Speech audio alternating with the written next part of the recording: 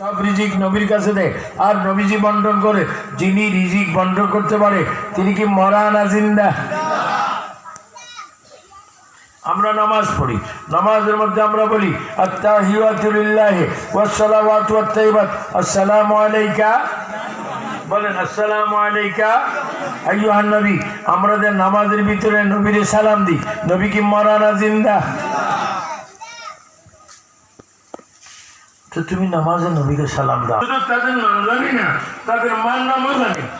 শুধু মার নাম জানি না, তাদের বাবার নামও জানি, তার দাদার নাম জানি, তার বড় বাপের নাম জানি, তার গ্রামের নাম জানি, তার পোস্ট অফিসের নাম জানি, তার থানার নাম, তার জীবনের নবী মুরুক্ষ। কারণ কি? তোমার খাচ্ছত।